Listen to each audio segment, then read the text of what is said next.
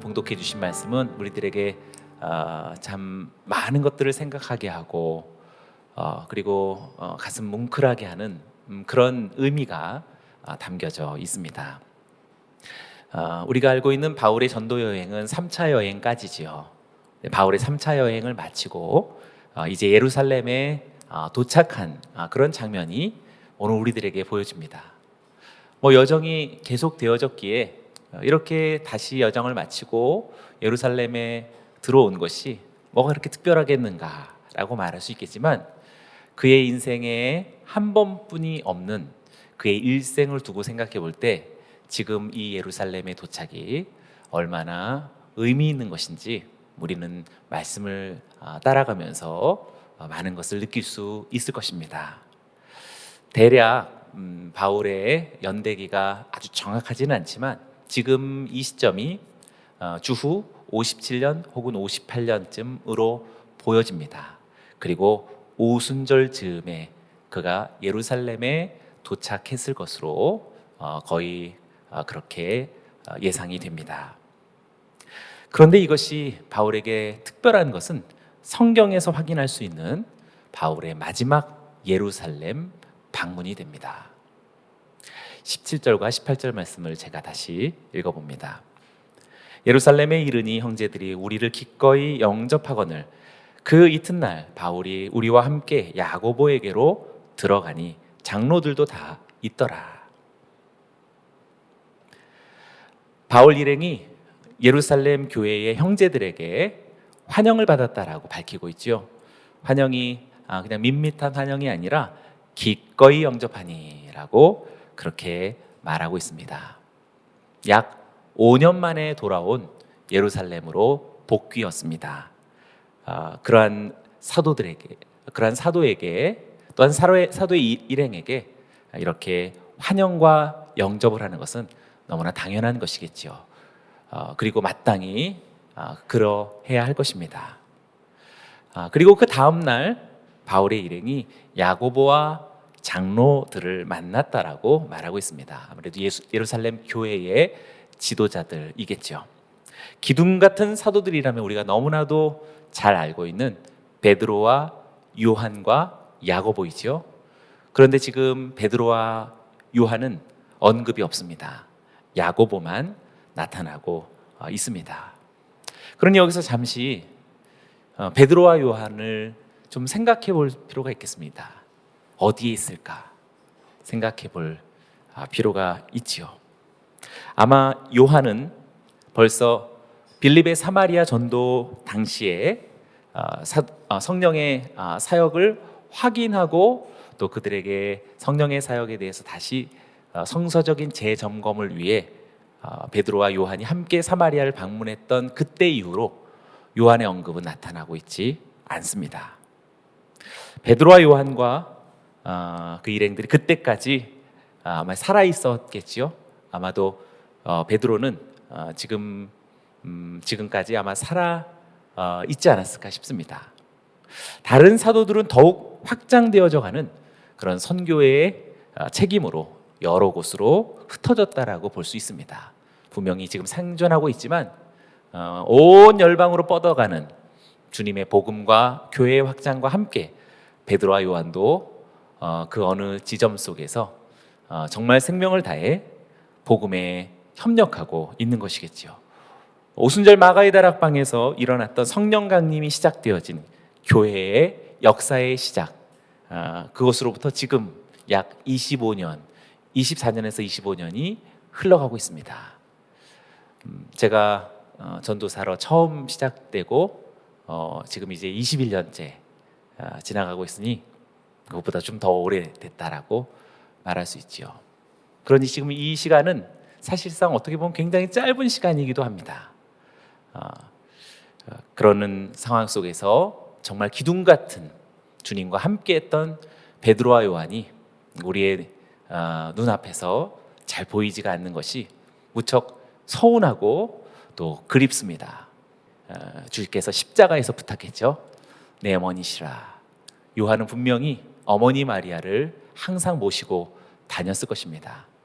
요한은 그 어머니 마리아를 지금도 잘 모시고 계실지 지금 이 시점에서 생각해 보게 됩니다. 베드로와 요한이 지금 여기 있다면 정말 더 큰 힘과 그리고 기쁨이 되겠지만 아쉽게도 베드로와 요한은 지금 이곳에 있지 않습니다. 마찬가지입니다. 우리 모두가 함께 있는 것은 참으로 감사하고 귀한 일이지만 또 우리와 함께 했던 여러 선교사님들은 또 선교지로 다시 떠나가셨고 또 우리와 함께 했던 아주 훌륭한 믿음의 동역자들은 한편으로는 주님의 영원한 품에 안기우신 분들도 계십니다. 각자 여정에 따라서 생명을 다하는 그러한 사명의 삶이 우리들에게 다시 시작되기를 주의 이름으로 축원합니다. 여기서의 야고보는 주의 형제 야고보입니다. 주님의 형제이죠. 그는 예루살렘 공동체를 지혜롭게 잘 인도했습니다. 전승에 따르면 이 야고보는 공동체의 일원과 동시에 일반 유대인들 사이에서도 크게 존경받은 사람이라고 알려지고 있습니다. 그래서 예루살렘 대중들은 이 야고보를 가리켜서 의인 야고보다라고 그렇게 별칭으로 불렀다고 합니다. 그런 야고보는 지금 역시 그러한 어떤 주님의 동생이기도 하지만 예루살렘 교회의 초대 감독이 되었고 그리고 신약 성경의 야고보서의 저자가 되기도 하죠. 무엇보다도 지금 바울을 만나고 있는 이 순간, 지금 AD 약 57년 혹은 58년 이 순간 이후로부터 약 4년만 지나면 네로의 지금 등극의 시대이죠. AD 54년에 네로 황제가 등극했으니 57년, 58년이니 지금 등극한 지 4년, 5년 이 시점이 지나가고 있습니다. 네로의 박해는 점점 더 아주 강렬해져 가고 있습니다. 총독 안나스에 의해서 지금 이 순간으로부터 약 4년만 지나면 야고보는 순교하게 됩니다. 우리는 전지적 작가 시점에서 지금 야고보와 바울의 만남을 우리 넉넉히 바라보고 있지만 야고보에게 주어진 시간은 얼마 남지 않았던 것입니다. 모두가 다 이렇게 마지막 순간으로 접어들고 있습니다. 바울이라고 많은 시간이 있을까요? 우리가 아는 것처럼 이제 바울은 지금 이 예루살렘의 방문이 마지막 방문이다라는 사실을 그도 모르고 아무도 모르지만 주님의 성령의 감동과 말씀에 따라서 우리는 알고 있습니다. 베드로와 요한이 언제 다시 만났을까? 그리고 바울은 이제 주의 형제 야고보와 마지막 만남 이후 다시 만날 것을 예상했을까? 그런 많은 것들을 생각해 보게 되는 지금 이 장면이라고 할 수 있습니다. 그러니 조금 전에 있었던 기꺼이 영접하거늘 이라는 표현이 너무나도 감사합니다. 마지막인지 그들은 몰랐겠지만 그러나 기꺼이 영접하는 이 기쁜 환대와 그리고 진심 어린 이 영접이 마지막인지는 서로가 몰랐겠지만 우리 모두가 보면서 서로에게 귀한 위로와 또 진정 어린 사랑의 또 하나됨을 경험할 수 있습니다. 그러니 여러분 오늘 말씀을 통해서 그냥 객관적으로 읽을 뿐만 아니라 다 우리들의 이야기입니다. 우리도 언제 다시 만날지 사실 잘 모르는 그런 사람들입니다. 그러니 하루라도 진실하게 기꺼이 영접하고 또 정말 진심으로 환대하고 정말 우리 모든 것을 다 내어줄 만큼 그렇게 사랑할 수 있는 저와 여러분들이 되길 주의 이름으로 축원합니다. 그때와 같이 우리도 사실 마지막 종말의 여정을 살아가고 있는 것입니다. 할렐루야. 19절을 보시죠. 바울이 무난하고 하나님이 자기의 사역으로 말미암아 이방 가운데서 하신 일을 낱낱이 말하니. 바울은 지금 지도자들을 무난하고 하나님께서 자신을 통해서 행하셨던 그런 이방 사람들, 이방 가운데서 행하셨던 그런 일들을 낱낱이 그렇게 간증하고 보고했다라고 말하고 있습니다. 낱낱이라고 하는 말을 통해서 아주 많은 것을 자세하게 언급했겠죠. 그리고 찬양하고 감사했겠죠. 그런데 여기서 우리는 조금 생각하고 넘어가야 할 아주 중요한 의문이 있습니다. 지금 사도행전에서는 이상하게 여겨질 정도로 바울이 지금 3차 여행을 마치고 돌아왔을 때 길리기아, 마케도니아, 아가야, 아시아를 거치면서 온 전역을 돌면서 갔던 길을 또 갔다 오면서까지 무엇을 위해서 그랬냐면 주로 예루살렘을 가난한 자들을 위한 연보, 헌금을 걷어 가지고 왔었죠. 그래서 지금 종착지에 도달했지만 그 헌금에 대해서 지금 그것을 전달했는지, 그 헌금이 정말 유익하고 정말 훌륭하게 예루살렘 교회에 큰 어떤 혜택을 주게 되었는지에 대해서는 언급하고 있지 않습니다. 아마도 그 헌금에 관하여서 낱낱이 말하니라는 이 표현 속에 있었으리라 생각합니다. 그래도 예루살렘 교회의 총감독이고 또 장로들 앞에서 이렇게 거액의 헌금을 가지고 온, 자기만 오지 않았고 7교회 교회의 각 대표들이 함께 왔었죠. 그런 아주 중요한 이 사절단을 함께 대동한 바울이 그 이야기를 하지 않았을 리는 없었을 것입니다. 만약 그렇다면 바울은 지금 자신의 사역의 초창기에 예루살렘 교회의 기둥들이 들려주었던 예루살렘 교회의 기둥들, 그러니 지금 야고보를 포함해서 베드로와 요한이 틀림없이 바울에게 권면했던 그 권면의 말을 절대 잊고 살지 않았다라는 것을 증명하는 것입니다. 볼까요? 갈라디아서 2장 9절에서 10절입니다. 제가 읽어봅니다. 기둥같이 여기는 야고보와 게바와 요한도 내게 주신 은혜를 알므로 나와 바나바에게 친교의 약수를 하였으니 우리는 이방인에게로 그들은 할례자에게로 가게 하려 함이라. 10절을 아주 주의 깊게 보십시오. 다만 우리에게 가난한 자들을 기억하도록 부탁하였으니 이것은 나도 본래부터 힘써 행하여 왔노라. 여기서 가난한 자들을 기억하도록 부탁했다라는 것은 아마 이때로부터 계속 예루살렘의 많은 어려움의 상황을 지금 바울에게 잊지 않도록 그렇게 권면했던 것으로 보여집니다. 바울이 이 부탁을 잊지 않았던 것이지요. 끝까지 잊지 않고 순종함으로써 이렇게 10여 년의 세월이 지난 이후 예루살렘 교회의 장로들과 가난한 성도들이 바울로부터 그 혜택을 입게 될 것이다라고, 아마 기둥 같은 그 사도들은 그냥 어떻게 인사말처럼 했을 수도 있겠지만 정말 이렇게 했으리라고는 상상도 못했을 것입니다. 더욱 이방인들이 주축으로 이루어진 이방인 교회들로부터 유대의 예루살렘 교회가 그들의 도움을 받게 되었다라는 사실은 상상도 못했을 것입니다. 여기는 저와 여러분들이 그러한 삶의 반전을 이루어가기를 주의 이름으로 축원합니다. 사실상 우리가 다 도움을 받고 혜택을 받아야 될 사람들인데 내가 어찌 감히 누군가를 돕고 누군가를 후원하고 누군가에게 아주 중요한 영적인 유익을 끼쳐줄 수 있는 사람이 될 수 있을까? 저는 여러분들이 이미 그러하지만 앞으로 더더욱 그렇게 될 줄로 믿습니다. 할렐루야. 그러나 한편으로 여기에 지금 바울이 이방인 교회로부터 모금한 예루살렘 교회를 위한 그 헌금에 관하여서는 그렇게 쉽게 얘기할 수 있는 부분이 아닙니다. 예루살렘 교회의 수많은 열심을 가진 자들, 특별히 바울에 대해서 절대로 좋게 생각하지 않는 사람들이 한두 사람이 있는 것이 아닙니다. 오늘 본문의 말씀에 따르면 수만 명이 있다라고 말하고 있습니다. 그러니 바울이 가지고 온 이 후원금, 이 헌금을 그들이 절대로 좋아할 리가 없을 것입니다.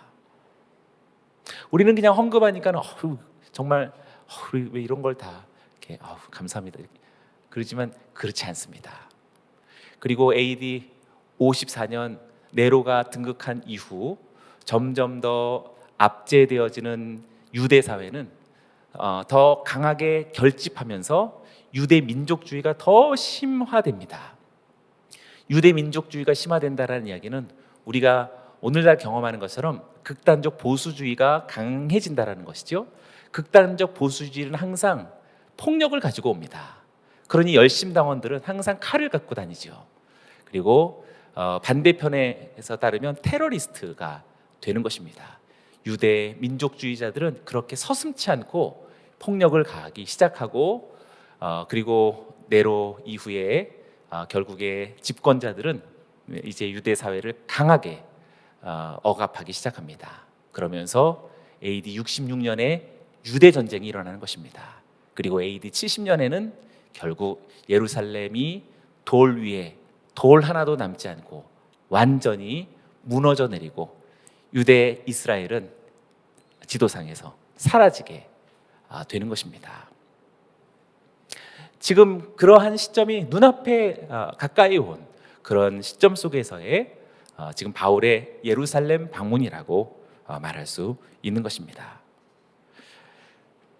어떻게 이 헌금이 그냥 순전히 받아들여지지 않는지에 관하여서는 이미 바울도 예상하고 있었습니다. 로마서 15장 31절 말씀을 보시죠. 제가 했습니다. 나로 유대에서 순종하지 아니하는 자들로부터 건짐을 받게 하고 또 예루살렘에 대하여 내가 섬기는 일을 성도들이 받을 만하게 하고 라고 말하고 있죠. 분명히 예루살렘에 지금 이 섬기는 일이 순전히 받아들여지지 않을 수 있다라는 것을 예상하고 있었던 것입니다. 그러니 로마 교회에 기도를 부탁하고 있는 것입니다. 이 섬기는 일이 정말 제대로 받아들여지게 해달라고 기도하고 있는 것이지요. 바울은 이미 유대에서 득세하고 있는 순종하지 아니하는 자들의 위험스러움을 예견했고 이와 같이 그의 헌금이 예루살렘의 성도들에게 기쁜 선물이 되지 않을 수도 있다라는 사실을 그리고 거절될 수도 있다라는 사실을 예상했던 것입니다. 사도 누가는 지금 사도행전을 쓰면서 그 이야기를 말하고 있지 않죠. 그러니 우리가 천국에 가서 주님께 물어봐야 됩니다. 바울을 만나면 한번 꼭 우리 함께 물어보기 원합니다. 그때 그 헌금 어떻게 하셨나요? 여기서 사도 누가가 그 이야기를 안 하고 있는 것도 아마 우리 모두에게 전해주는 묵상의 소재가 됩니다. 이와 같은 관계로 인해서 틀림없이 헌금에 대한 침묵으로서 스스로 묵상하는 그것을 우리들에게 던져준다고 생각합니다. 비록 헌금에 관해서 언급하고 있지는 않지만 가난한 헌신자들에 의해서 유대적인 봉헌 예식에 그 일부가 사용되어졌다라는 선한 성서적인 그리고 영적인 의미 속에서 사용되어졌다라는 것 하나로서 우리들에게 아주 건강하고 긍정적인 의미의 여운을 남겨준 것이라고 생각됩니다. 보시죠. 다음 구절입니다. 20절에서 21절 이 헌금에 대한 아주 중요한 해결책의 한 예시로서 우리들에게 사도 누가가 굉장히 문학적인 고단수로 헌금 얘기를 하지 않고 대신 그 헌금이 어떤 의미에서 사용되었을지 우리들에게 흔적만 남겨준 것이라고 생각합니다. 같이 읽어볼까요? 시작. 그들이 듣고 하나님께 영광을 돌리고 바울더러 이르되 형제여 그대도 보는 바에 유대인 중에 믿는 자 수만 명이 있으니 다 율법의 열성을 가진 자라 내가 이방에 있는 모든 유대인을 가르치되 모세를 배반하고 아들들에게 할례를 행하지 않고 또 관습을 지키지 말라 한다 함을 그들이 들었도다. 20절에서 정말 20절은 붉게 표현했지만 굉장히 정말 감격스럽죠. 그들이 듣고 하나님께 영광을 돌리고 그렇게 우리 하나님 앞에 감사하고 있습니다. 그러나 분위기가 탁 반전이 되죠. 다음 구절 속에서 바울에게 지금 그렇게 전해지고 있는 바울에 대한 여러 가지 언급들이 굉장히 부정적이다라는 사실을 말해주고 있는데 그 수가 아까 이야기한 것처럼 수십 명, 수백 명 정도가 아니라 수만 명입니다. 수만 명의 유대인들이 그것도 믿는 자들, 믿는 자, 그리스도, 예수는 그리스도를 부르는 바로 그러한 믿는 자들 중에 수만 명이 율법에 다 열성이 있는 사람들이다. 그러니 예수를 그리스도라고도 부르면서 율법에도 굉장히 열성을 갖는, 아까 얘기했죠. 네로가 점점 더 강하게 집권하면서 유대 민족주의가 더 강해졌다라는 이야기는 유대주의를 더 붙잡아요? 아니면 점점 자유해져요? 더 붙잡겠죠. 그러니 크리스천들도 유대주의를 더 강하게 집착하게 되는 것입니다. 그런데 바울이 행하고 있다라는 여러 가지 소식은 어때요? 반유대주의적인 소식이 들려오는 것이죠. 그러니 바울을 생각할 때마다 불쾌하고 괘씸하고, 저 사람은 우리 유대 나라를 망하게 하는 사람이다라고 그렇게 아주 굉장히 거센 반발심까지도 갖게 했을 것입니다. 그래서 아마 야고보는 굉장히 점잖은 말로써 바울에 대한 부정적인 의식을 이렇게 표현한 것이라고 생각합니다.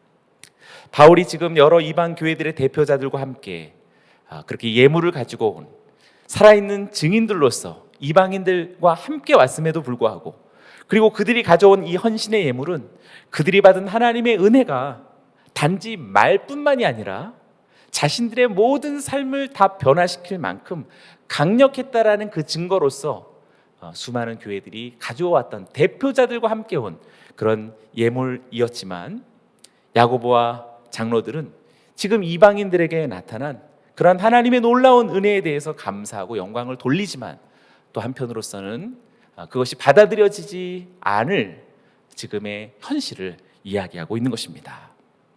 지도자들에게는 심히 근심할 만한 다른 문제가 있었던 것이지요. 이렇게 유대 그리스도인들 사이에서 바울에 관한 나쁜 소문이 점점 더 파다하게 퍼져나가서 수만 명에게까지 거의 여론을 형성하게 되었다라는 것입니다. 바울이 이방인 개종자들에게 유대 율법의 내용들을 부과하기를 거부할 뿐만 아니라 실제로 유대인 신자들에게 모세로부터 내려오는 그런 조상들의 관습들을 지키지 말라고 그렇게 설득한다라는, 그런 사실 이미 과장되고 비약된 것이죠.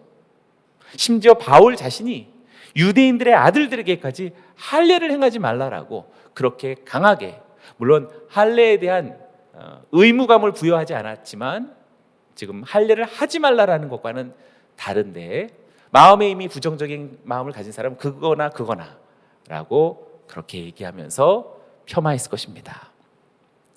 예루살렘 교회에 속하면서 믿는 자 수만 명이 모두가 다 율법의 열성을 가진 사람들이라는 그들에게 이 소문은 정말 모함일 뿐만 아니라 나아가서는 저런 사람을 그냥 둘 수 없다라는 그런 극단의 감정에까지 자라기란 이제 시간의 문제라고 말할 수 있겠죠. 바울 자신도 본래 이러한 열성을 가졌던 사람이었죠. 사실 바울에게 새삼스럽지 않습니다. 바울 스스로가 그런 정말 극단적 보수주의로서 그리스도인들을 향해서 그랬던 사람입니다. 갈라디아서 1장 14절을 보시죠. 내가 내 동족 중 여러 연갑자보다 유대교를 지나치게 믿어 내 조상의 전통에 대하여 더욱 열심히 있었다라고 회고하고 있습니다. 유대인 역사가인 요세푸스가 있지요. 그의 기록에 따르면 지금 이 시기 곧 주후 56년에서 58년을 가리켜서 정치적인 불안정과 유대인의 강한 민족의식으로 가득 찬 시기였다라고 역사가가 정말 말해주고 있습니다. 로마에 항거하는 유대인들의 봉기가 여러 차례 일어났고, 그리고 그러한 시위의 대부분들은 로마 총독 벨릭스에 의해서 아주 과격하게 진압되어졌습니다. 이것은 유대인들에게 더 큰 분노를 사는 그런 원인이 되었고, 때문에 이방인들에 대한 유대인들의 증오심은 점점 더 가속화되었던 것입니다. 그런데 바울은 이방인을 위하고 있는, 그리고 유대를 점점 더 소홀히 여기는 반민족주의자가 되었기에 바울에 대해서는 아주 부정적일 수밖에 없었던 것입니다. 그런데 이방인들을 위한 이 선교사 바울이 엄청난 이방인들의 회심에 대한 소식을 들고 예루살렘에 들어왔던 것이지요. 교회의 지도자들은 바울의 노고와 또 결실에 대해서 하나님을 찬양하며 기뻐했지만, 예루살렘의 유대인들은 이 성공에 관해서는 별로 기뻐하지 않을 뿐만 아니라 오히려 더 가증스럽게 여길 수 있었던 것입니다. 실제입니다. 22절과 24절을 보시죠. 그러면 어찌할꼬 그들이 필연 그대가 온 것을 들으리니 우리가 말하는 이대로 하라. 서원한 네 사람이 우리에게 있으니 그들을 데리고 함께 결례를 행하고 그들을 위하여 비용을 내어 머리를 깎게 하라. 그러면 모든 사람이 그대에 대하여 들은 것이 사실이 아니고 그대도 율법을 지켜 행하는 줄로 알 것이라. 지도자들은 지금 이러한 소문을 불식시키려는 그런 요량으로서 바울이 율법을 준수하는 경건한 유대인이다. 그래서 그런 인식을 주려는 하나의 방안을 제안하게 되었던 것입니다. 참 이렇게 안쓰럽죠. 안쓰럽고 안타깝습니다. 당시 교회에 일시적으로 나실인 서원을 했던 네 사람의 서원자가 있었는데 나실인의 서원을 우리가 지금 삼손을 묵상하고 있으니 잘 기억하시겠죠? 구약 시대에서 많은 시간이 흐르면서 그 내용은 조금씩 달라질 수 있겠지만 본질은 같습니다. 주께 거룩한 사람이 되기 위한 자신을 드리는 일종의 헌신의 서약이죠. 개인이 어떤 결심과 헌신 또는 간구와 감사로서 일정 기간 동안 하나님께 서원을 행할 때에 그들은 그 기간 동안 머리를 깎지 않고 그들은 그 기간 동안 포도와 관련된 것을 먹지 않습니다. 그리고 시체에 접근하지 않습니다. 그런데 그러한 사람 네 사람이 지금 여기 준비되어 있는데 각자의 서원의 기간이 만료되어서 이를 신고하는 결례 의식이 남아 있었던 것입니다. 그래서 예전에도 이것도 말씀 나눈 적이 있는데 참 신기하죠. 보통 서원을 시작할 때 제사를 드려야지 서원을 끝날 때 제사를 드리는 것은 좀 이것 자체가 무척 종말적이다라고 생각이 됩니다. 그래서 어쩌면 3차 전도여행 마지막 예루살렘을 방문해서 4명의 서원을 만류하는 자들과 함께 성전에 들어가고 있는 바울의 지금 마지막 성전에 들어가는 이 장면이 정말 가슴에 뭉클한 그런 운명의 시간이라고 느껴질 수 있는 것입니다. 그런데 지금 이 나실인의 서원에 만료된 것을 감사하면서 하나님 앞에 제사 드리는 이 예물이 만만치 않습니다. 비용으로는 굉장히 큰 비용이죠. 첫째, 번제물로서 어린 양 1마리. 둘째, 속제물로서 어린 암양 1마리. 셋째, 화목제물로서 숫양 1마리. 넷째, 여러 소제물과 전제물들이 필요합니다. 그러니 여러분, 하나님 앞에 헌신하는 것도 하나님께 감사의 예물 드리면서 헌신하시는 거예요. 헌신했다고 뭐 받으려고 생각하지 마시고 헌신해서 더 하나님 앞에 드릴 수 있는 여러분들이 되시기를 주의 이름으로 축원합니다. 제가 이렇게 막 웃음이 나오죠. 웃음 나올 때가 아닌데 여러분들의 많은 헌신을 정말 축복합니다. 그건 정말 감사해서 하나님 앞에 많은 예물을 드려야 될 일입니다. 정말 저 같은 사람을 그렇게 받아주시다니 감사합니다. 그런 고백이죠. 지금 이들을 위한 비용을 위해서 바울도 함께 결례의식에 참여해 달라라는 그런 부탁입니다. 바울도 결례의식에 참여해야 할 이유는 바울도 외국에서 왔기 때문에 레위법적으로 방역에 영적 방역이 필요했던 것이죠.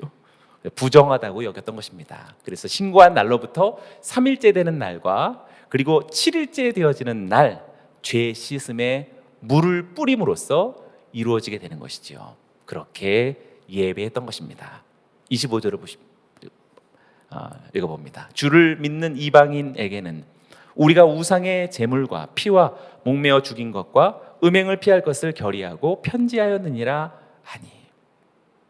예루살렘의 장로들은 지금 무엇인가 바울에게 자꾸 유대주의적인 어떤 그런 결례 또 의식 어떤 율법을 요구하는 것 같으니까 조금 오해할 수 있다든지 아니면 조금 미안한 마음으로써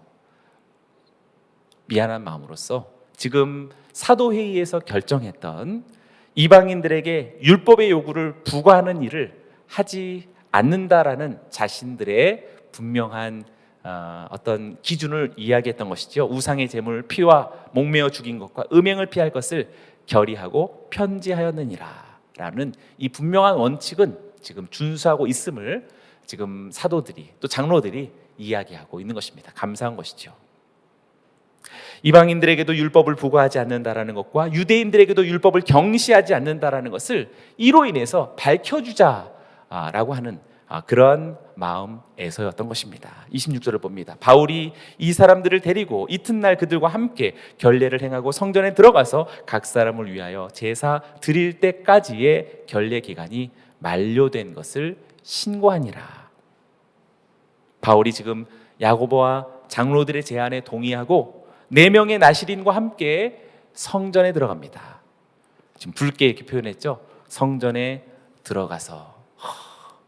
그럼 여러분이 26절을 이렇게 읽을 때마다 지금 그냥 읽기로서만 그치지 마시고 마음에 한번 상상해 보시길 바랍니다. 4사람의 서원을 만료해서 하나님 앞에 감사하며 예물을 들고 가는 4명과 또 바울의 모습을 생각해 보기 원하고, 그리고 이것이 마지막 성전의 방문이다라는 사실까지 생각해 본다면 너무나도 막 절박한 그런 마음이 들게 되죠. 아니신 거. 바울은 지금 예루살렘에 오기 전, 얼마 전, 몇 달 전이라고 할 수 있겠죠. 그 자신이 고백했던 것과 같이 행동한 것입니다. 고린도전서 9장 20절을 볼까요? 유대인들에게 내가 유대인과 같이 된 것은 유대인들을 얻고자 함이요, 율법 아래에 있는 자들에게는 내가 율법 아래에 있지 아니하나 율법 아래에 있는 자같이 된 것은 율법 아래에 있는 자들을 얻고자 함이라. 바울이 이미 2차 전도 여행을 끝나면서 예루살렘에 오기 전에 겐그레아에서 머리를 깎았던 일을 우리는 기억할 수 있습니다. 그도 역시 머리를 깎고 서원을 하나님 앞에 만료했던 기간이 있던 것이요. 사도행전 18장 18절을 조금 거슬러 올라가 볼까요? 바울은 더 여러 날 머물다가 형제들과 작별하고 배 타고 수리아로 떠나갈새 브리스길라와 아굴라도 함께 하더라. 바울이 일찍이 서원이 있었으므로 겐그레아에서 머리를 깎았더라. 그러니 이렇게 경건한 사람들은요, 하나님 앞에 어떤 약속, 하나님 앞에 어떤 헌신, 하나님 앞에서 뜻을 둔 어떤 소망과 자신의 의탁이 범사에 있는 것을 확인할 수 있습니다. 하물며 2021년 이 종말의 때를 살아가는 사람들에게 그냥 사는 게 사는 거다라는 밋밋한 삶은 사실 있을 수 없습니다. 범사에 우리는 하나님을 생각하고 범사에 우리는 주님을 묵상하면서 말씀을 통해서 내게 주시는 강렬한 삶의 소망과, 그리고 2021년 이 가을에 접어들어 나는 무엇을 열매 맺고 이제 무엇을 바라며 새해를 맞이할까라고 하는 그런 거룩한 의지와 소망이 우리들에게 있어야겠죠. 그냥 여러분들의 삶에 여러 가지 경제적인, 가정적인, 관계적인 그런 범사 일들에만 우리가 민감하고 집중하기보다 하나님을 향한, 하나님으로부터 성령님으로 인해 우리가 바라봐야 할 영적 전망과 신앙의 여정을 위해서 내가 이제부터 언제까지 무엇을 어떻게 할 것이다라고 하는 그런 거룩한 소망이 있어야 되지 않겠습니까? 저와 여러분들에게 그런 소망이 오늘 다시 뿌릴 듯 살아나기를 주의 이름으로 축원합니다. 일종의 서원입니다. 하나님 앞에 그러한 삶을 살게 해주소서라고 하는 거룩한 서원이 여러분 안에 마음에 피어올라 이렇게 아름다운 머리 깎음, 정말 머리는 안 깎으셔도 되겠지만요, 우리들에게 정말 하나님 앞에 모든 것을 만료한 그런 숭고하고 영예로운 그 마지막 순간에서의 마침의 감사가 우리들에게 필요한 것입니다. 그것이 겐그레아였고, 그리고 여기 지금 26절에서 마지막 성전에서의 예배 장면입니다. 우리도 어느 날 최종적인 그 마지막이 얼마 있지 않아 도래하겠지요. 그때까지 더 성숙하고 더 순결하게 우리들의 신앙이 영글어 가기를 축원합니다. 고린도전서 7장 19절의 말씀을 본다면 지금 바울에게 있어서의 성전은 유대인들에게 있어서 맹신하는 것처럼 맹목적인 것은 아니었지만, 그러나 그렇다고 해서 지금 바울에게의 성전이 단순히 그냥 뭐 여기만 교회인가? 다른 데도 교회고, 또 여기만 성전인가? 다른 곳도 주님의 임재가 있다라고 하는 그렇게 단순하고 일반적인 예배당 건물이 아니었던 것입니다. 보십시오. 10장 19절을 같이 읽어봅니다. 시작. 할례 받는 것도 아무것도 아니요 할례 받지 아니하는 것도 아무것도 아니로되 오직 하나님의 계명을 지킬 따름이니라. 너무 멋있지 않나요? 이건 정말 너무 멋있는 표현이에요. 정말 이런 성찰, 받는 것도 아무것도 아니고 안 받는 것도 아무것도 아니지만 오직 하나님의 계명을, 사실 할례도 하나님의 계명이잖아요. 그러니 이 아다르고 어다른 겁니다. 그러니 정말 자신의 인격과 영혼 속에서 우러나오는 하나님을 사랑하기에 그를 따르고 그분과의 약속을 지키려는 그 순전함만이 있다라는 사실입니다. 아멘. 우리가 알 수 없는 무명의 네 사람의 헌신자들과 하나님 앞에 나아가서 제사를 드리며 서원의 만기를 알리는 바울을 상상해 보시기 바랍니다. 그리고 이제 그 7일이 마치기가 무섭게 바울은 체포될 것입니다. 그리고 이제 그의 주, 곧 예수 그리스도께서 그러하셨듯 그때로부터 바울은 한 번도 자발적인 계획과 자발적인 발걸음으로서는 다시 이 성전에 들어오지 못하게 될 것입니다. 오직 주 예수 그리스도께서 영원한 성전이시기에 지금 보이는 이 성전이 아무런 의미 없는 것이었을지라도 4명의 깎여진 머리를 화목제물을 위해서 불태우는 이 장면이 절대 쓸모없는 일이 아니었을 것입니다. 이 영원한 성전을 소망하는 그림자와 같이 바울의 가슴 속에 남겨져 있는 정말 극한 향기가 지금 이 순간 속에 피어올랐을 것이라고 생각합니다. 그런 진실함, 그런 소중함, 그런 정말 간절함이 우리들의 마음속에서 정말 조금이라도 살아있다면 2021년에 9월에 어느 수요일 저녁에 드리는 이 예배가 하나님 앞에서 그냥 일상적으로 드려지는 예배가 아닌 나와 하나님 사이에서 영원히 지어지지 않는 하나의 약속이며 하나의 소원으로서 이 한 번뿐인 2021년의 가을을 우리는 살아갈 수 있을 것입니다. 계시록 21장 22절을 보시죠. 성 안에 내가 성전을 보지 못하였으니 이는 주 하나님 곧 전능하신 이와 및 어린 양이 그 성전이심이라. 아멘. 지금 이 성전도, 그리고 지금 온라인으로 예배하는 지금 이 영적인 성전도 아무것도 아니요, 또 이 성전이 아닌 다른 것도 또 아무것도 아니라 정말 진정한 성전 대신 오직 주만이 영원한 성전임을 주의 이름으로 선포합니다. 그런 삶과 그러한 인생을 살아가시는 우리 모두가 되기를 주의 이름으로 축원합니다. 우리 하나님께 감사와 영광의 박수 올려드립니다.